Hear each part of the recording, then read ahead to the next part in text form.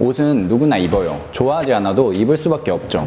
그리고 옷이라는 건 트렌드, 유행에 정말로 민감하죠. 또 유행은 생각보다 정말로 많은 것들을 반영하는데요. 그럼 패션하면 가장 먼저 생각나는 나라 프랑스, 그곳의 사람들의 지갑이 한참 두꺼웠을 때는 어떤 옷이 유행이었을지, 지금 우리는 어떻게 이런 옷을 입게 되었는지, 지난번에 이어서 베레포크 시대의 패션에 대해서 이야기해 보도록 할게요.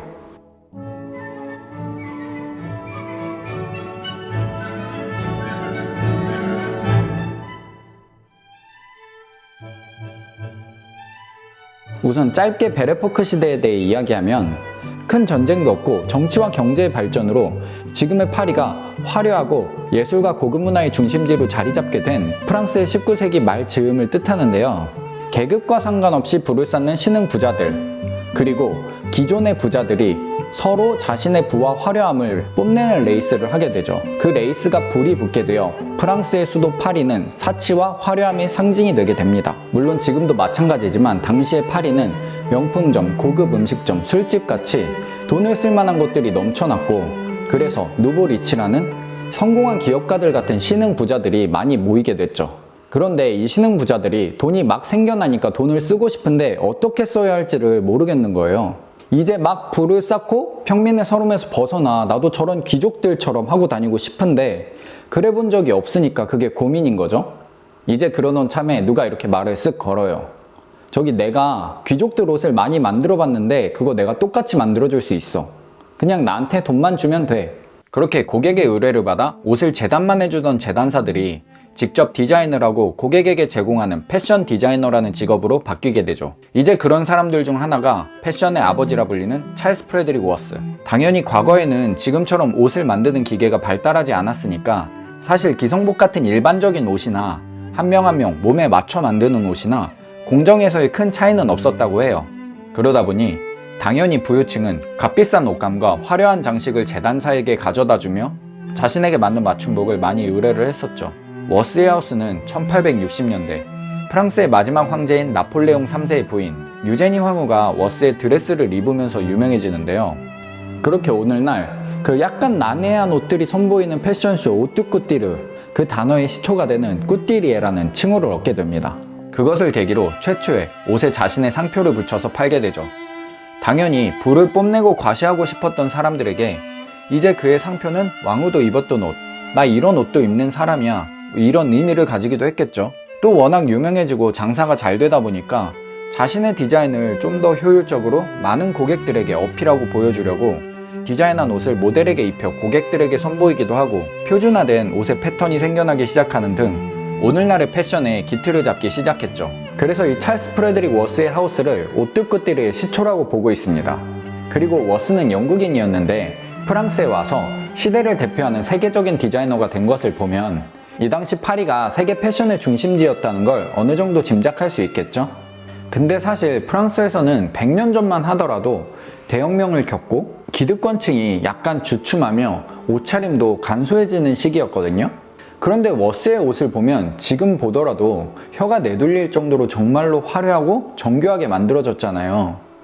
이게 이렇게 사치에 다시 불이 붙게 된 계기로 과학기술의 발전 또한 크게 한몫했다고 합니다. 뭐 나한테 어떤 문제가 생기면 과학이 해결할 거야. 그렇게 뭐 나는 앞으로 망할 일이 절대 없을 거야. 이런 생각을 하면서 아예 걱정조차 하지 않았던 시대라고 하네요.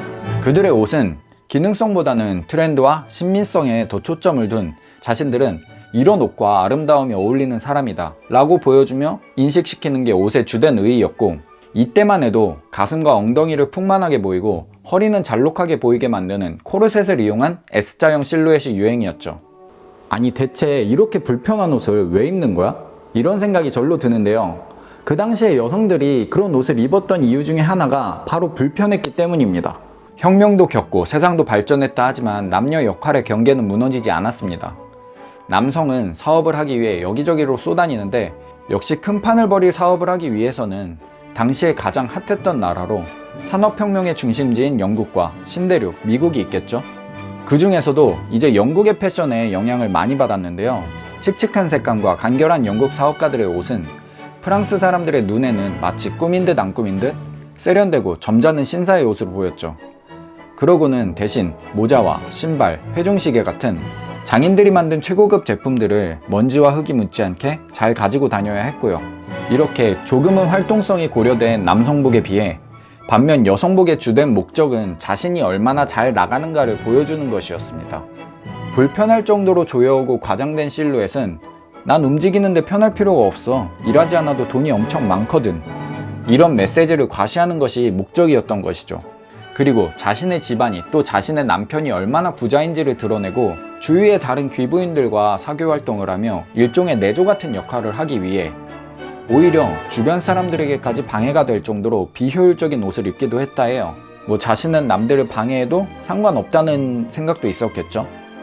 당시 유명한 작가였던 에밀 졸라의 소설에는 이러한 구절도 있는데요.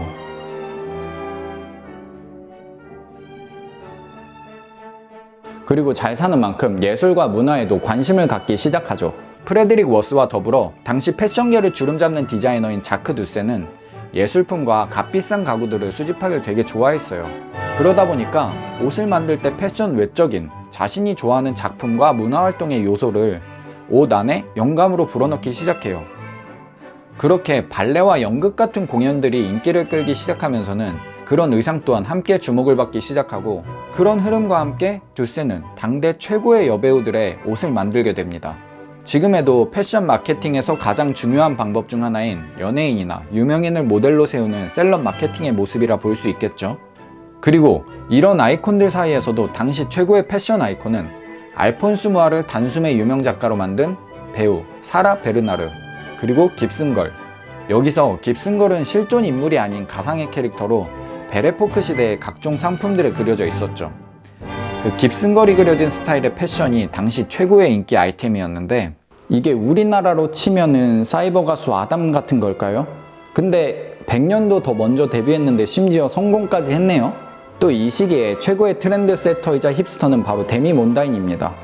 부유층 남성들이 경제적인 여유가 생기고 사업한다고 아내와 떨어져 있는 시간이 많다 보니 그 당시에 그렇게 부정을 많이 저질렀다고 하는데, 덩달아 매춘부들의 수입이 많아지고 그렇게 그들 또한 경제력을 갖게 되죠. 데미 몬다인은 그런 돈을 펑펑 쓰던 화류계 여성들을 뜻하는데요. 그들의 옷차림이 점점 화려해지면서 데미 몬다인 스타일은 주목을 받고 또 인기까지 끌었다고 해요. 여기서 지금도 우리에게 익숙한 브랜드죠. 랑방의 창립자인 잔르 랑방은 이 데미 몬다인 스타일을 면밀히 관찰하고 그들에게 옷을 제공하는 방법으로 홍보를 했다고 해요. 그런데 이 랑방 같은 경우는 이제 부유한 어머니들이 자신의 아이들과 함께 입을 수 있는 아이와의 커플룩을 팔면서 그게 히트를 치고 유명세를 얻게 되었단 말이에요. 아동복으로 엄청나게 인기를 끌었던 브랜드가 데미 몬다인에게 옷을 입혀 홍보를 했다는 게 뭔가 좀 어색하게 느껴지네요. 다시 돌아와서, 그런데 아무래도 귀족들이나 상류층의 부유한 여성들은 그런 상황을 고깝게 볼 수밖에 없었겠죠. 그래서 가장 화려하게 꾸며지는 이 시기에 지적이고 고상한 단정해 보이는 테일러 스타일이 떠오르기도 합니다. 이건 나중에 다시 이야기하도록 하고요. 그리고 20세기가 시작하며 베레포크, 이 황금시대의 꽃이 만개하기 시작하고 일명 패션왕이라고 불리는 폴 푸아레가 등장하게 됩니다. 패션 브랜드 하면 어떤 게 떠오르세요? 단순히 옷을 제외하더라도 유명인들이 모여서 하는 호화스러운 파티나 패션 화보, 그리고 향수 같은 거, 화장품 등이 떠오르지 않나요? 푸아레는 앞서 언급한 워스와 두세, 두 거장의 하우스를 거쳐왔기 때문인지는 몰라도 의상의 패턴과 재단 과정을 좀 더 간소화시키고, 또 오늘날의 패션 화보와도 같은 패션 일러스트 작업과 재단된 옷이 아닌 디자인 스케치 자체를 상품으로 만들어 파는 등 패션 자체가 상품과 문화로 여겨질 수 있게 정립했죠. 이제 요즘에는 많은 패션 브랜드들이 향수 라인을 다 보유하고 있잖아요. 그런 최초의 향수를 만든 패션 하우스가 바로 이 폴 푸아레의 하우스입니다. 그리고 이 푸아레의 사업수단 중에 하나가 신제품을 소개할 때마다 되게 호화스러운 파티를 열어서 아는 부자들을 전부 다 초대를 해요.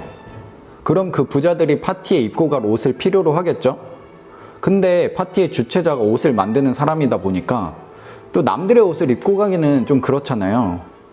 어쨌든 이런 식으로 여러 가지 방법으로 고급 옷의 수요를 만들어냈다고 합니다. 그리고 이 시기에는 먼 동양 국가들과의 교류가 잦아지는 시기였기 때문인지는 몰라도 푸아레는 이국적이고 동양적인 풍의 디자인에 되게 관심이 많았죠.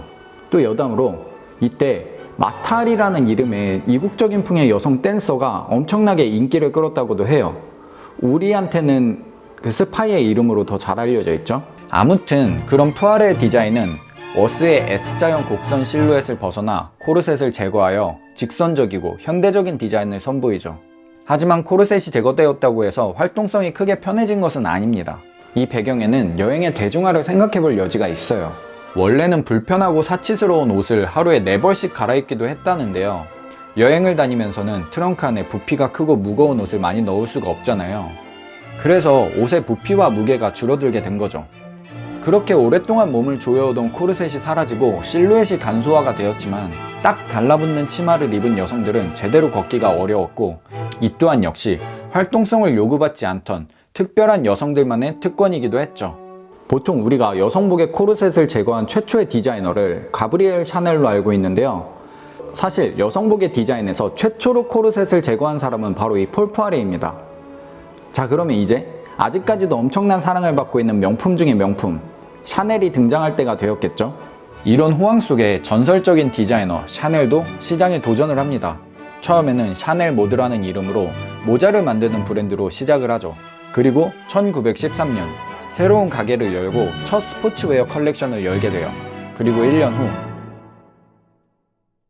전쟁으로 인해 호화롭던 황금시대는 종말을 맞이합니다. 전쟁은 세상의 모든 것들을 바꿨고 패션 또한 피해갈 수 없었죠. 앞서 이야기했던 찰스 워스, 자크 두세, 폴 푸아레, 이런 하우스들이 당대에는 그렇게 잘 나가는 하우스였는데도 지금 우리한테는 약간 낯선 이름으로 다가오잖아요. 그 이유가 바로 이 1차 세계대전과 뒤이어 일어나는 2차 세계대전 때문인데요. 이 두 번의 전쟁과 앞서 언급한 변화의 움직임들은 바야흐로 펼쳐질 전설적인 디자이너들이 탄생하고 활동하는 시대의 밑거름이 됩니다.